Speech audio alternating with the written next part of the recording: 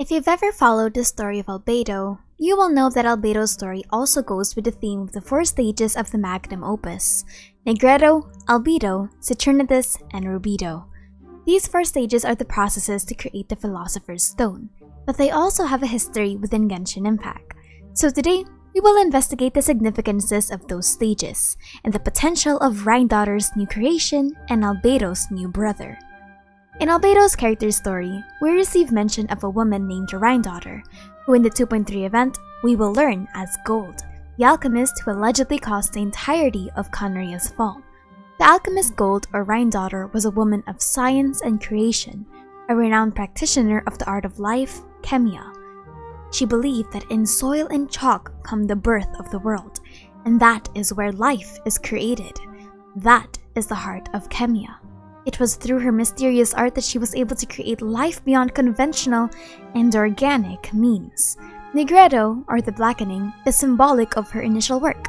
The monsters Durin and the Riftwolves each took a blackened color, and was referred to as primitive or even inferior to her newer works. The Riftwolves would be known as Alfisol. In our world, Alfisols are moderately leached soils that have relatively high native fertility. These soils have mainly formed under forests and have a subsurface horizon in which clays have accumulated. Durin would be known as an altercation from the Riftwolves, an even grander beast that they could never compare to. Durin is known as Humus. Humus is dark organic material that forms in soil when plant and animal matters decay. We know that Durin was, at some point, a sentient creature capable of thought, want, and even speech. While Venti recounts its tale like a massive being of horrific power, we learn that through the dragon spine spear and the festering desire, it was nothing short of a child that simply wanted to go to Mondstadt, one who wanted to dance with the dragon of beautiful green, and a lovely fellow with a lyre. But Durin was, and will always be, a fascinating creation, even more so if you consider the analytical philosophy behind the word Nigredo, the dark night of the soul, when an individual confronts the shadow within. However, we know that Rhindaughter is a strict individual, hardly having time to entertain her family. Perhaps at some point, she was a proper mother to Durin and the Riftwolves, given that the dragons refer to her as such. But nevertheless, she was a being with high standards for herself and her creations. After the creation of Durin, she would improve her craft and proceed to the 2nd stage of her project. She'd have many prototypes and failures along the way, but she would not stop. Even after the fall of Conria, she kept going. The next is Albedo, the Whitening, symbolized by the Chalk Prince himself. Albedo is formally labeled as Cretaceus, which is most likely his scientific name under Rhindaughter.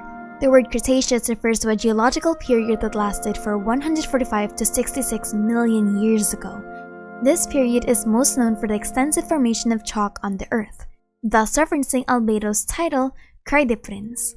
Albedo's purpose was to be a homunculus, a synthetic human incapable of both genetic growth and aging. He was most likely created to be the perfect researcher, someone who has time on his side to take in all the information of the world. What's sad is, if you put it into consideration, Albedo was never given a name outside of the chemical process he was assigned to. His name being said as Albedo instead of Albedo is most likely a deliberate choice to differentiate the person from the process. But I digress.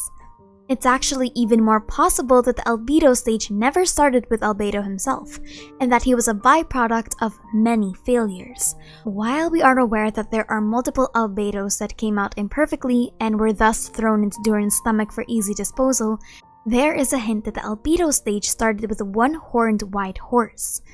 A unicorn, perhaps? This is mentioned in the Cinnabar Spindle, Albedo's signature weapon. You must pursue that which your elder brother, the one-horned white horse, could not accomplish. This creature could easily be the prototype Albedo before the consideration to create a humanoid. Up until the process of the Albedos, all of Gold's creations are animals. Durin, the Riftwolves, and now the unicorn. This is the only creature we know that is white sans Albedo amongst Rhindaughter's creations, with most of her work especially 500 years ago, considered as a shadowy army from the breeze amidst the forest. It would actually even be fascinating that Albedo is considered a prince, given that a prince needs a mighty steed. But then we move on to the theorizing of everything. Albedo is currently hailed as the greatest creation of gold by the Concealed Talon, but that doesn't mean he is the last. According to Albedo, the process needed for the opus magnum is Nigredo, Albedo, Rubedo, then Citrinitas, an obvious deviation from the original. This in and of itself has a lot of implications, given that if Albedo's order of creating the opus magnum is wrong, then the results could be catastrophic to the degree an Archon would need to intervene. But let's assume that it isn't. Teyvat has its own rules. What or who would Rubedo be? And would they even be conceived in the first place?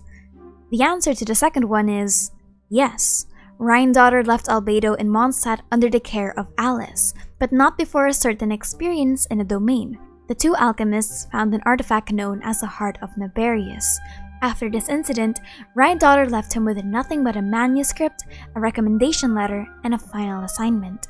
The Heart of Naberius is a name derived from the Ars Goetia, similar to Barbados, Morax, Baal, Decarabian, Marchosius, Guizhong, and Orobashi. These creatures are known as demon gods, and they are the ones who fought in the war thousands of years ago. Or at least, that's an assumption. But given that Rheindotter found the artifact less than 500 years ago, it's safe to assume that this creature is a deity, with what its heart being powerful enough to be considered an artifact and all. My first theory is that should Rheindotter create Rubedo, the reddening, its label would be Ultisols. Ultisols have a subsurface horizon in which clays have accumulated, often with strong yellowish or reddish colors resulting from the presence of iron oxides. So we have soil, chalk, and now clay as our Terra allegory. But where will the Heart of Naberius play into all of this? Well, Naberius himself is a valiant marquis, showing himself in the form of a crow when he speaks with a hoarse voice. He makes a man amiable and cunning in all arts, and special in rhetoric. He procures the laws of prelacies and dignities. 19 legions hear and obey him.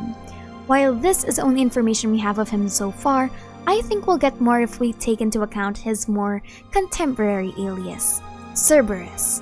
In Greek mythology, Cerberus, often referred to as the Hound of Hades, is a multi-headed dog that guards the gates of the underworld to protect the dead from leaving.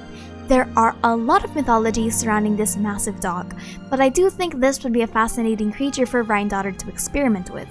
Almost all of her creations up to this point have a mystical undertone. A dragon, a wolfkin, a unicorn, and a prince. Her tampering with a mythological dog is in line with her character. Wait. Cerberus, red clay, reddening. Cerberus would be a red dog. Cerberus, the big red dog. But why would she use the Heart of Naberius? If my guess is correct, then the Heart of Naberius would contain the power of a god, at least hypothetically, and potentially. Therefore, Naberius, following its counterpart, is an entity of the underworld. While the underworld is not confirmed in Genshin, this could be parallel to the concept of death. Much like Albedo's seeming immortality, perhaps Rheindotter is considering an aspect of death that could be reconstructed. Plus, if she's Conrian, then that would mean that she's afflicted with the curse of immortality as well, giving her all the reason to pursue this research. But that's it for me today. A shorter research in theory, but nevertheless a fascinating tale. The fact that the Order of the Opus Magnum considers the goldening as the ending cannot be a coincidence. But we'll cross that bridge when we get there. Anyway, my name is Alzer and thank you for chilling with me.